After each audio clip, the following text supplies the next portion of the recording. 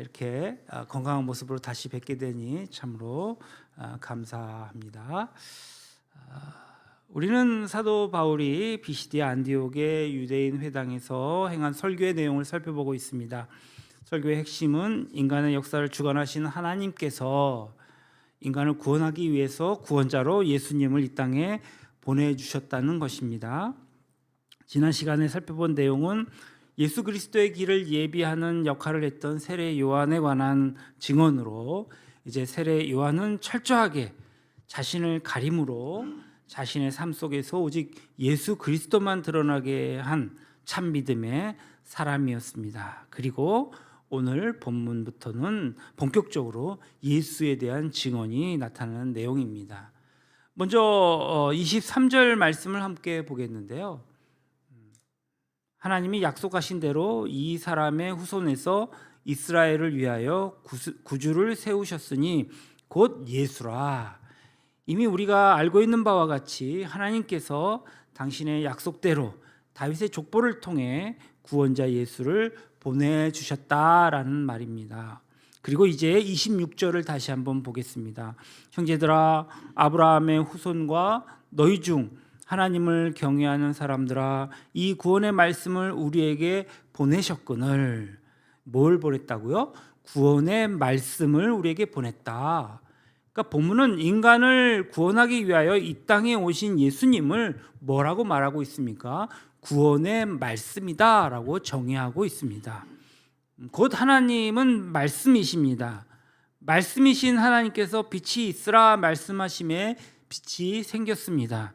그 말씀은 전능하신 창조의 말씀, 또 영원한 생명의 말씀이셨습니다. 그 말씀이 육화되어, 즉 인간의 육신을 입고 오신 분이 예수님이셨습니다. 예수님을 가리켜 말씀이신 성부 하나님과 본체가 같은 성자 하나님이시라는 까닭이 여기에 있는 것입니다. 그러므로 예수님을 믿는다는 것은 이 땅에 오신 예수님을 알고 믿는다는 말입니다. 따라서 하나님의 말씀을 바로 알고 그리고 믿지 않고서는 예수님을 바로 알고 믿을 길이 있을 수가 없는 것입니다. 그러나 당시 예수님을 만난 유대인의 반응이 어땠는지 27절에 밝혀주고 있습니다. 예루살렘에 사는 자들과 그들 관리들이 예수와 및 안식일마다 외우는 바 선지자들의 말을 알지 못함으로 예수를 정죄하여 선지자들의 말을 응하게 하였도다. 이 말이 무슨 말입니까? 유대인들은 안식일마다 회당에 모였습니다. 모여서 뭐 했습니까? 모세의 율법과 선지자들의 글을 큰 소리로 낭독하였습니다. 그 소리는 회당을 가득 채울 뿐만 아니라 회당에 참석한 모든 유대인들의 귀에 쨍쨍하게 울렸습니다. 그것을 외우고 묵상하고 이마에 새기고 팔뚝에 새겼습니다. 그러나 유대교 지도자들은 그들이 안식일마다 회당에서 낭독한 하나님의 말씀이 이 땅에 오신 구원의 말씀, 다시 말해서 육신을 입고 이 땅에 오신 예수님이심을 알고도 믿으려고 하지 않았습니다. 그래서 그들은 안식일마다 하나님의 말씀을 낭독하면서도 말씀이신 예수님을 정죄하고 말았습니다. 우리말로 정죄하다라는 말을 헬라어로 번역하니 재판하다, 심판하다라는 의미를 갖고 있습니다. 하나님의 심판의 대상인 인간들이 인간을 구원하기 위하여 이 땅에 오신 성자 하나님을 도리어 심판하는 어처구니 없는 짓을 저질러버리고 마른 것입니다. 안식일마다 하나님의 말씀을 낭독하던 그들이 말씀이신 예수 그리스도를 정죄함으로 예수 그리스도의 고난을 예언하는 하나님의 말씀을 그들 자신이 응하게 하는 아이러니를 범했습니다. 그것이 27절의 말씀인 것입니다. 선지자들의 말에 응하게 하셨다. 그래서 28절, 29절에 뭐라고 얘기합니까? 죽일 죄를 하나도 찾지 못하였으나 빌라도에게 죽여달라 하였으니, 성경의 글을 가리켜 기록한 말씀을 다 응하게 한 것이라. 말씀이신 예수께 죄가 있을리 만무했습니다. 그러나 진리이신 예수님으로 인해 자신들의 종교적인 기득권이 약화될 것을 우려한 유대교 지도자들은 예수님을 신성 모독죄, 로마 황제에 대한 반역죄로 몰아서 로마 총독 빌라도에게 죽여달라고 요구했습니다. 예수님을 사형에 처할 것을 요구한 것입니다.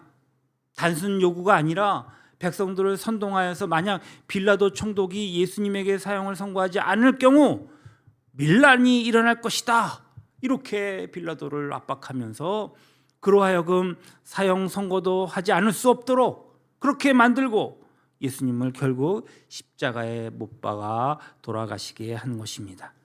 그러나 그 결과 예수님의 고난을 예언한 하나님의 말씀은 도리어 온전히 이루어진 것이 되었습니다.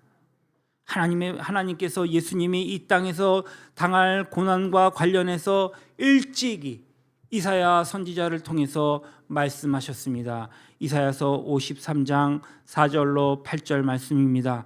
제가 이 말씀을 직접 전하는 것보다는 좀 성우를 통해서 말씀을 이렇게 전하는 것이 좀 더 이렇게 마음에 와닿을 것 같아서 예성이한테 준비하라고 그랬는데 준비가 됐나 모르겠습니다.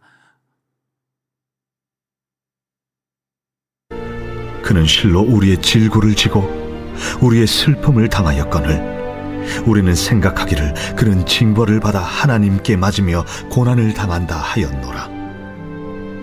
그가 찔림은 우리의 허물 때문이요 그가 상함은 우리의 죄악 때문이라. 그가 징계를 받음으로 우리는 평화를 누리고 그가 채찍에 맞음으로 우리는 나음을 받았도다. 우리는 다 양 같아서 그릇 행하여 각기 제 길로 갔거늘 여호와께서는 우리 모두의 죄악을 그에게 담당시키셨도다. 그가 곤욕을 당하여 괴로울 때도 그의 입을 열지 아니하였으며 마치 도수장으로 끌려가는 어린 양과 털 깎는 자 앞에서 잠잠한 양같이 그의 입을 열지 아니하였도다.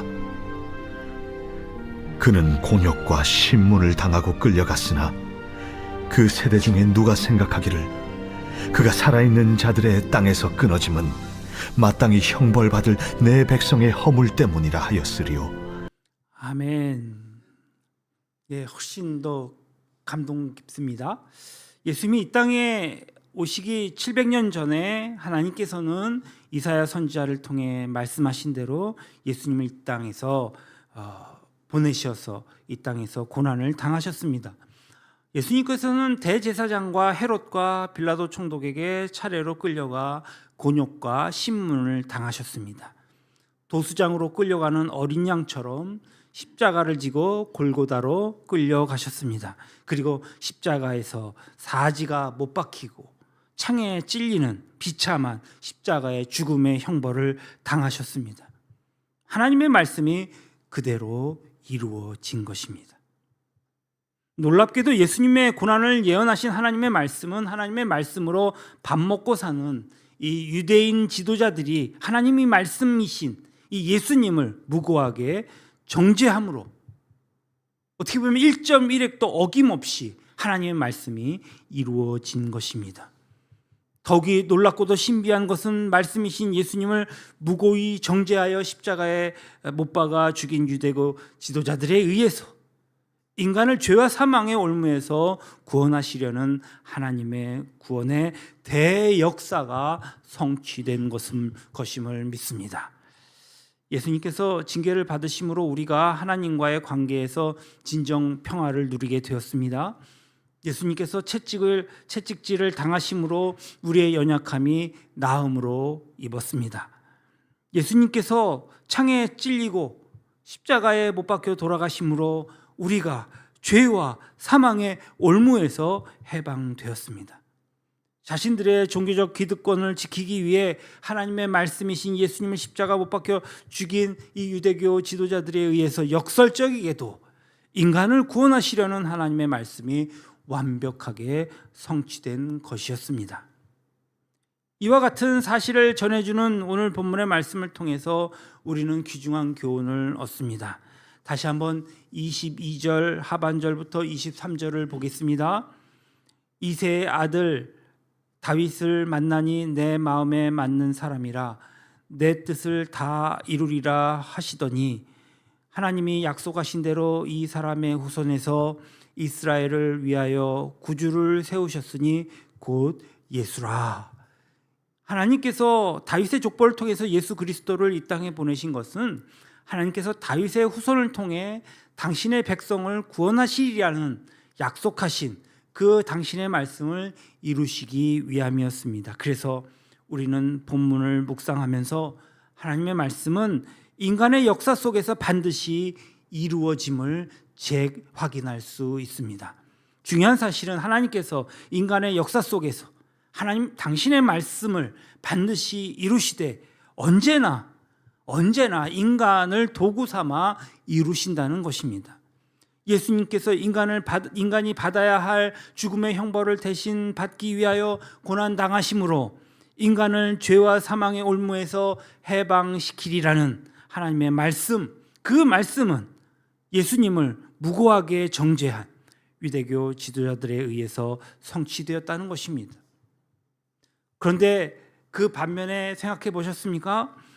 이 말씀이신 하나님께서 인간의 몸을 입고 이 땅에 오시리라고 하는 하나님의 말씀은 처녀가 아이를 베면 돌에 맞아 죽는다는 율법의 무서움을 알고서도 성령의 역사 가운데에서 자신의 생사를 맡기고 예수님을 잉태한 동정녀 마리아에 의해서 이루어졌다는 것입니다.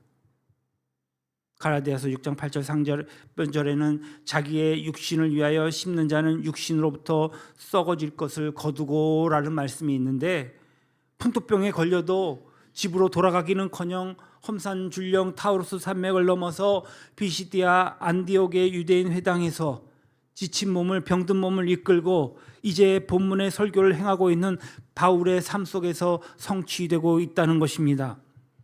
악인을 반드시 벌하신다는 하나님의 말씀은 악인을 통해서 성취되고, 하나님 나라와 그의 의를 먼저 구하는 사람을 책임지신다는 하나님의 말씀은 하나님의 말씀에 자신을 내던진 사람에 의해서 성취되고 있는 것입니다. 이처럼 악인의 삶을 통해서도, 의인의 삶을 통해서도, 하나님을 아는 사람을 통해서도, 하나님을 전혀 알지 못하는 사람을 통해서도 하나님의 말씀은 어김없이 성취되고 있다라고 하는 것입니다. 이 세상의 모든 사람이 단 한 사람도 예외 없이 모두 하나님의 뜻을 이 땅에 이루는 도구들이라는 말씀입니다. 저와 여러분도 역시 하나님이 사용하시는 도구인 줄로 믿습니다. 단지 차이가 있다면 오늘 본문의 유대교 지도자들처럼 예수님을 정죄하고 못 박아 죽인 악한 도구가 있는가 하면, 아니면 나사렛 동성녀 마리아와 사도 바울처럼 하나님의 구원의 말씀을 이루는 선한 도구냐의 차이일 뿐입니다. 우리가 하나님의 말씀을 믿는 그리스도인으로서 겸손한 마음으로 늘 하나님의 말씀을 대해 깨어 있어야 할 이유가 바로 여기에 있습니다. 우리가 한시라도 하나님의 말씀보다 우리의 욕망을 앞세울 때 우리 자신이 의식하지 못하는 가운데 본문의 유대교의 지도자들처럼 우리의 삶 속에서 하나님의 말씀이신 예수님을 못 박는 악한 도구도 될 수 있다는 것입니다.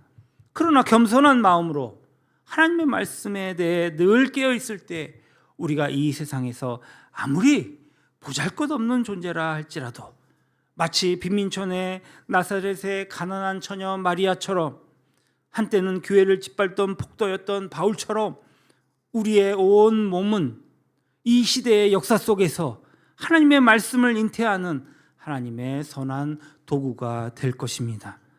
썩어 문드러질 사지백체, 우리의 육체로 하나님의 말씀이 육체를 입게 하는 것보다 더 아름다운 가치 있는 삶이 또 어디 있겠습니까?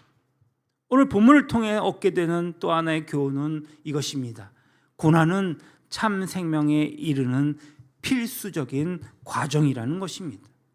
고난이 고난으로 끝나면, 그런 고난이라면 그것은 무의미한 고난일 수밖에 없겠지요.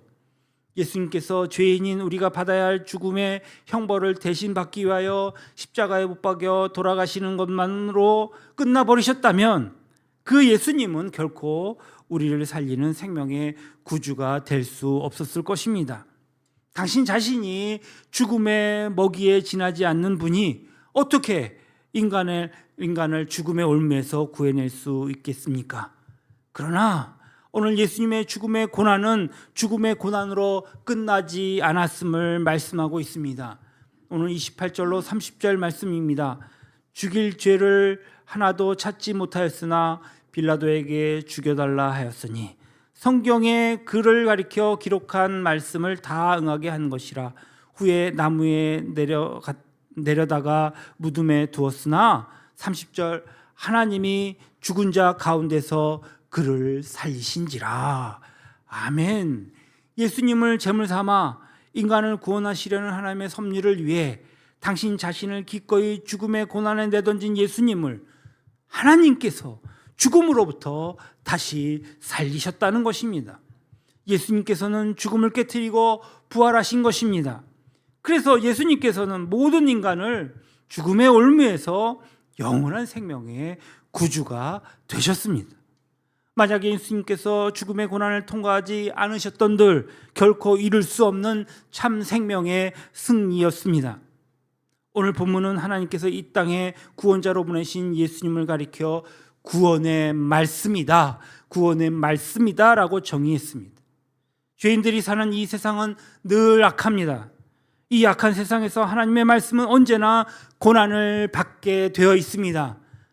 고난을 받기 마련입니다. 그러나 하나님의 말씀이 악에 의해 십자가에 못 박혀 죽음의 나락으로 떨어지고서도 도리어 죽음을 깨뜨리고 부활하심으로 하나님의 말씀은 이 세상의 모든 악을 이기는 영원한 생명이심이 증명되었습니다. 죽음의 고난을 통해서만 증명될 수 있는 참 생명의 힘이요 능력인 것입니다. 성경의 이야기는 2000년 전에 종결된 것이 아닙니다.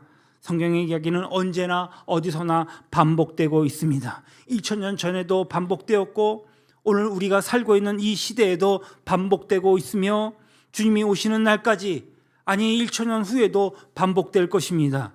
주님이 오시는 날까지는 1000년 후에도 반복된다는 말씀입니다. 2000년 전 하나님의 말씀이신 예수님께서 유대교 지도자들에 의해서 십자가에 못 박히셨던 것처럼 오늘날에도 하나님의 말씀대로 살려는 사람이, 이 세상이 정말 악한 이 세상에서 온갖 고난을 당하게 될 것입니다. 그러나 하나님의 말씀으로 인해 고난을 두려워하지 않는 사람을 통해 하나님의 말씀은 오늘에도 종이 위에 인쇄된 문자가 아니라 살아 역사하시는 생명의 능력으로 드러나게 되는 것을 믿습니다.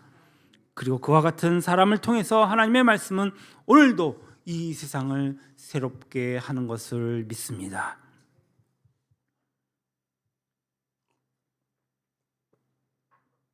(1933년) 히틀러 나치당이 일당 독재 체제를 확립한 이후에 독일에 있는 교회들은 다 문을 닫고 말았습니다. 독일 국가교회라는 교회가 몇 남아 있었지만 히틀러 정권의 하부기관으로 전락하고 말았습니다.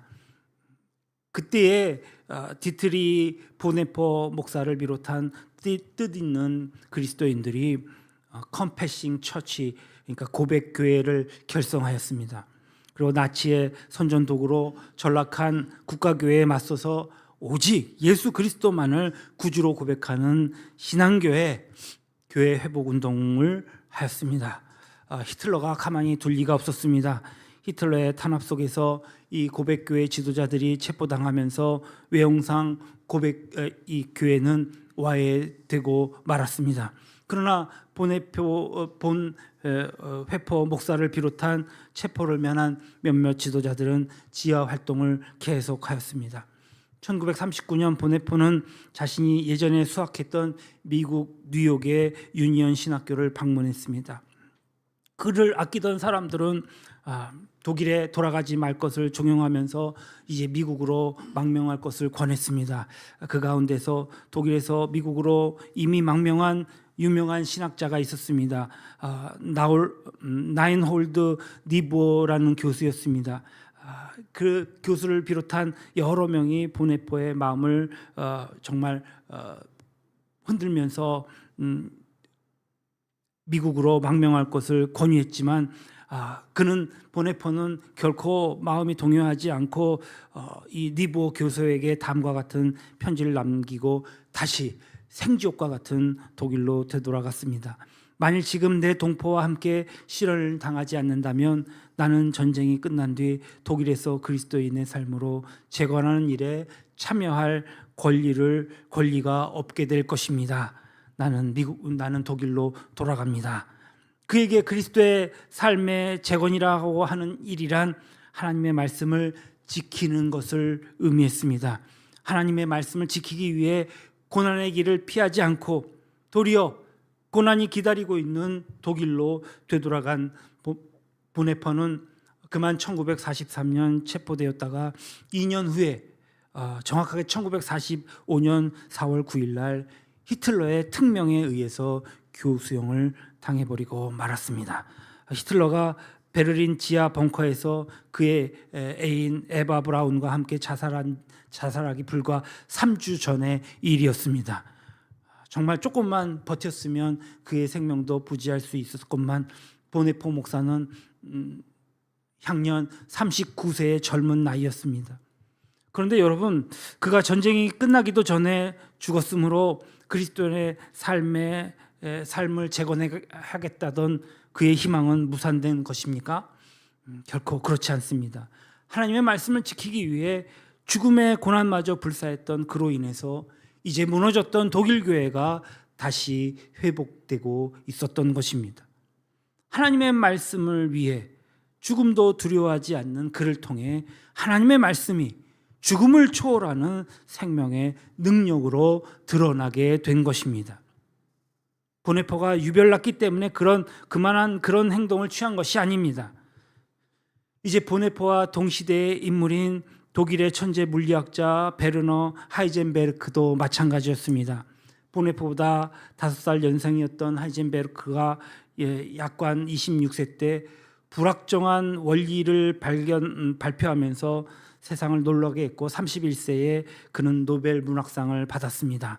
그래서 다시 한번 세상을 놀라게 한 이 하이젠베르크가 그는 반나치 친유대적인 성향을 갖고 있었기 때문에 나치의 탄압을 받기에 마찬가지였습니다.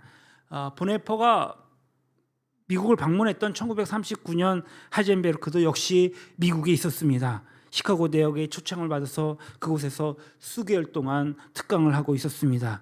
그의 재능과 인품에 감동한 수많은 사람들이 그에게도 역시 미국으로 망명할 것을 권한 것이었습니다. 그러나 하이젠베르크 역시 다음과 같은 이유로 망명 제의를 사양하고 대서양을 건너 독일로 되돌아갔습니다. 독일을 엄습하고 있는 죽음의 폭풍 속에서 몇 사람이나 살아남을는지 모르지만 그 속에서 사는 사람만 독일을 바르게 지킬 수 있습니다. 귀국한 그는 본 바이츠제커라고 하는 사람과 함께 우라늄 프로젝트의 책임자가 되었습니다. 쉽게 말해서 원자탄을 개발하라고 하는 히틀러의 명령을 받았습니다.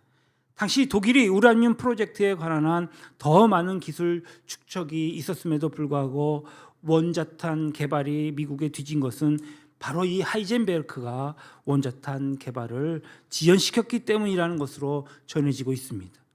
그는 히틀러 정권의 몰락을 앞당기는 것이 하루라도 더 빨리 독일과 전 세계를 살리는 길이라고 믿고 자기의 생명을 걸고 원자탄 개발을 지연시킨 것이었습니다. 그 역시 그리스도인이었습니다.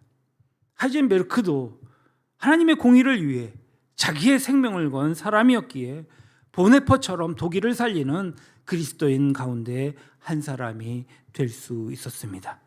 그들은 연약한 인간에 지나지 않았지만 그들이 죽음을 감수하면서까지 지키려 했던 하나님의 말씀, 영원한 생명의 말씀이 있기 때문에 예수님께서 사지가 못 박히는 그 고난을 받으시고 피 흘리심으로 우리가 우리의 사지백체로 지은 모든 죄가 깨끗이 씻겨졌음을 정녕 우리가 믿는다면 예수님께서 죽음의 고난을 당하셨기에 죽음의 권세를 깨뜨리시고 부활할 수 있었고 그 결과 우리가 예수 그리스도 안에서 죽음 넘어 영원한 생명에 접촉될 수 있었음을 진정 믿으신다면, 그렇다면 우리 모두 이 시대의 역사 속에서 하나님의 말씀을 이루는 데 선한 도구가 되게끔 예수 그리스도의 보혈로 깨끗함을 얻는 우리의 몸을 하나님의 말씀이신 예수님께 드리시기를 원합니다.